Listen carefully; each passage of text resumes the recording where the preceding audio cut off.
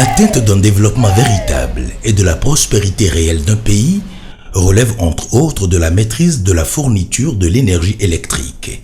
L'accès à l'énergie est un élément fondamental de la sécurité humaine qui n'est rien d'autre que la satisfaction des besoins essentiels de l'homme. Pour répondre efficacement aux nombreuses difficultés énergétiques des pays qui la composent, la Commission de l'Union économique et monétaire ouest-africaine, UEMOA, a initié et financé le programme régional de développement des énergies renouvelables et d'efficacité énergétique, PRODER, avec la Société africaine de biocarburants et des énergies renouvelables, SABER, qui assure la maîtrise d'ouvrage déléguée dans l'exécution de ce projet. Qu'est-ce que le PRODER? Le PRODER est un programme mis en œuvre par la Commission de l'Union économique et monétaire ouest-africaine UEMOA, qui est issu en fait de ce qu'on appelle l'IRED, l'initiative régionale pour l'énergie durable. Donc l'UEMOA, pour atteindre les objectifs de l'IRED, a mis en place le PRODER, qui est un instrument de mise en œuvre de cette IRED-là. L'IRED a pour objectif de passer le taux d'électrification dans la zone UEMOA de 17% en 2008 à 80% en 2020 et à 100% en 2030. Ça, c'est le premier objectif. Le deuxième objectif, c'est de réduire le prix moyen du coût de l'électricité dans la zone à environ 30 francs dans les années 2030, mais en faisant 2 ou 3 paliers, c'est-à-dire que 2020, 60 francs, 2030, à peu près 30 francs.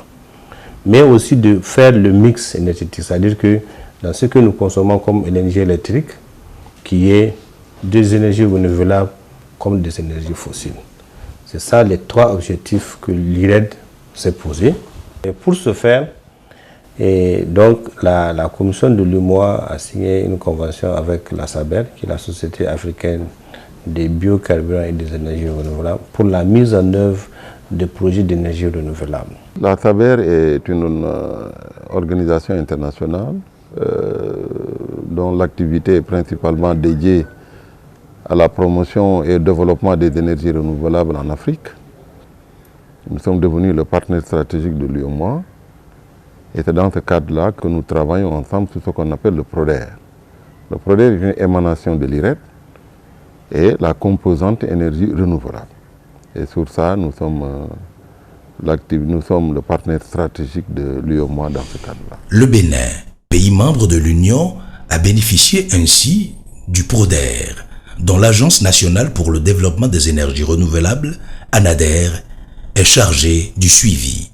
Grâce au financement de l'UEMOA, nous avons pu exécuter sur le territoire national le premier projet d'énergie renouvelable, qu'on appelle Programme de développement des énergies renouvelables et de l'efficacité énergétique, en abrégé PRODER.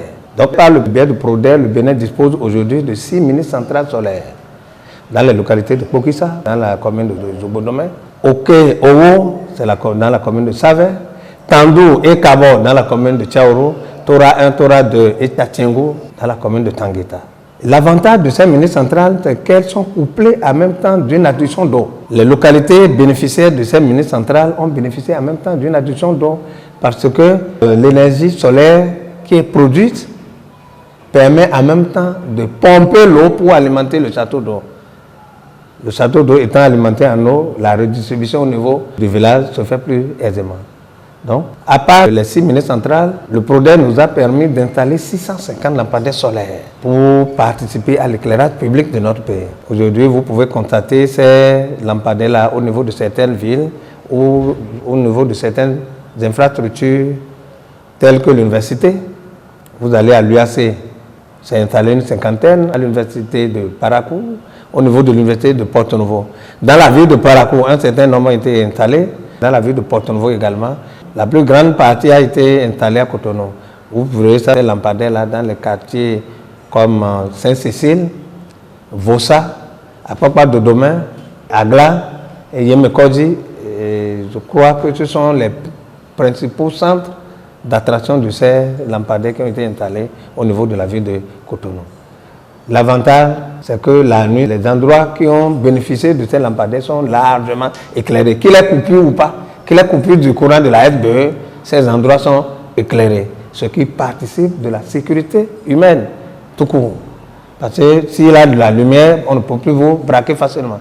S'il a de la lumière, une bonne dame, nos mamans, qui regagnaient leur maison à la tombée de la nuit, avec l'apport de ces lampadaires, nos mamans, nos bonnes dames peuvent continuer de vendre au-delà d'une certaine heure.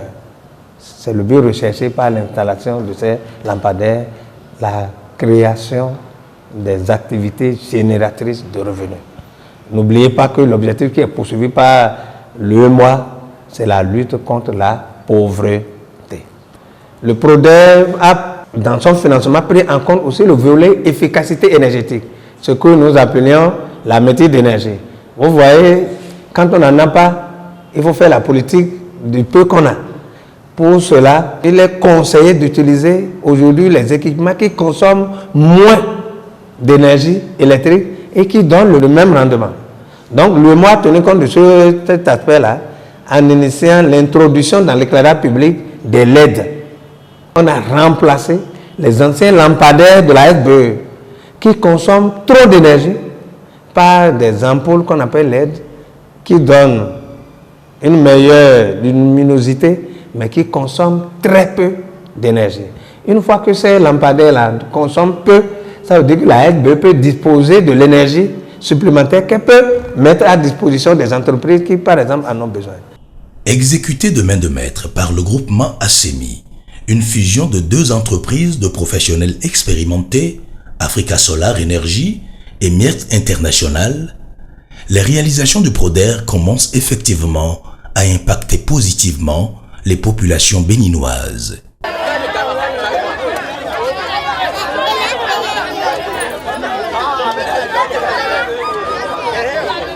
Aujourd'hui, on ne peut pas parler de développement sans l'énergie.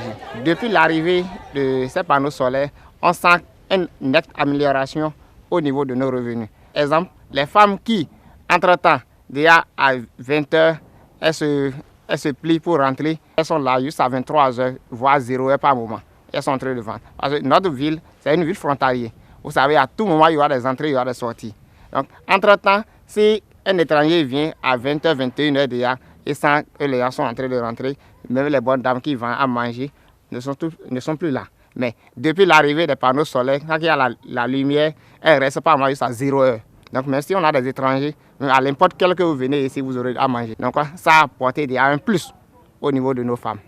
Nous, jeunes, qui restons par exemple dans l'autogare, les conducteurs qui circulent entre-temps, déjà à 20 h, tout le monde dit « Ah, il fait nuit déjà, je vais rentrer ». Déjà, on est là maintenant jusqu'à 23 h, voire 0 h. On circule librement sans s'inquiéter. Donc ça a aussi apporté une amélioration à notre niveau. D'ailleurs, comme des miomawa, nous sommes ya moi, mais là nous wa moi. Amadion, des miowa, nous sommes wa bonvo, ou daiton. D'ailleurs, nous sommes au 22e. Amadion. Non, nous sommes à nous. Quand on est nous sommes, nous sommes dans le pot. Nous sommes au client, nous sommes au fin de bonne raison. Mais on est pas. Kakabo, bon achité, bodelen. When we zo gbe ma wa no sanu gandia. De zo gbe kan wa dian, to pe bule no wa ki o me. Bon no sanu gandi. Koko te ba me. Sur le campus, je peux bien vous dire que moi je suis ici, ça fait déjà 3 ans. Et quand on n'avait pas encore les panneaux solaires, je vous assure que franchement, ce n'était pas la joie. Pour apprendre, quand il y avait les coupures d'électricité sur le campus, bon, on se débrouillait parfois avec les bougies. Vous savez, avec les bougies, ce n'est pas vraiment pratique. Le vent souffle, ça s'éteint. Vous êtes obligé de chercher l'allumette et rallumer. Et on a eu malheureusement assisté à une scène ici lors d'une fête une fois où il y a eu une étudiante qui a été attaquée dans l'obscurité. Personne ne savait ce qui se passait. Peut-être que si en ce moment-là, il y avait déjà eu les poteaux avec les panneaux solaires, peut-être que cet incident ne se serait pas produit. Je suis venu télécharger des documents PDF et pourquoi pas quelques vidéos sur YouTube pour mieux approfondir ce que j'ai appris. Pour taper quelque chose sur nos claviers, seul l'éclairage de nos écrans ne pouvait pas nous permettre également Donc de faire ces saisies-là, mais avec la présence des lampadaires, nous voyons mieux sur les claviers. Je pense que c'est aussi pour notre sécurité, la sécurité de nos matériels roulants. Bon, courant de wabo et doro toho mais fie garde do toho do kilomètre do ko adaremo. On y a do afio e ve onuyi. On met do tonton le technicien là yo e ba ou e bo wabo rien. Des voix nous ben yo kit. Et les gens de dibolo télé au corner. Vous vous de code médian. Il y a téléphone, il y a téléphone. Il y a camion, il y a camion. Dans le domaine de la santé, l'installation des panneaux solaires ainsi que des mini-centrales solaires ont été d'un secours inestimable aussi bien au personnel sanitaire qu'aux malades. Cette révolution, puisqu'il faut l'appeler ainsi, s'observe avec beaucoup d'acuité dans les zones enclavées. Quand moi je suis arrivé ici en 2010, précisément en novembre 2010, il n'y avait pas de l'électricité, on n'avait pas de lumière. Et il faut travailler la nuit sous la lanterne. C'est très difficile et ça nous dérange beaucoup. Même les malades, pour les recevoir la nuit, c'est un tas de problèmes, un véritable problème. Aujourd'hui maintenant, vous voyez avec moi, je suis sous la lumière du panneau solaire qui brille. Et on a déjà commencé par recevoir les malades la nuit sans difficulté, sans peine. Et ça nous arrange, ça nous facilite vraiment la tâche. Le frigo que vous voyez là, c'est l'entreprise qui a en charge les travaux, qui nous a fourni ça. Et c'est avec ça que nous conservons les vaccins. Les vaccins que nous administrons aux enfants, aux femmes enceintes, c'est là que nous conservons ça. En somme, pour cette première phase du PRODER, 672 panneaux solaires, 6 mini-centrales d'une puissance totale de 167,1 kW crête, 6 châteaux d'eau de 20 mètres cubes chacun et 710 lampadaires solaires sont installés au grand bonheur des millions de populations bénéficiaires. Des mini-centrales permettront aussi d'autres applications telles que l'irrigation des périmètres maraîchers, rizicoles et autres, l'alimentation des centres commerciaux, l'alimentation des ateliers de soudure, des scieries et toutes autres activités nécessitant l'utilisation de l'énergie électrique pour son exercice.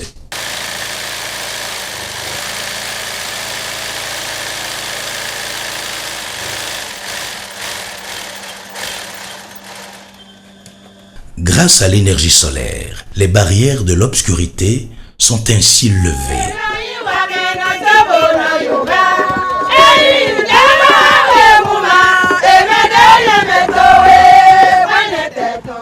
Que la lumière soit, et la lumière fut.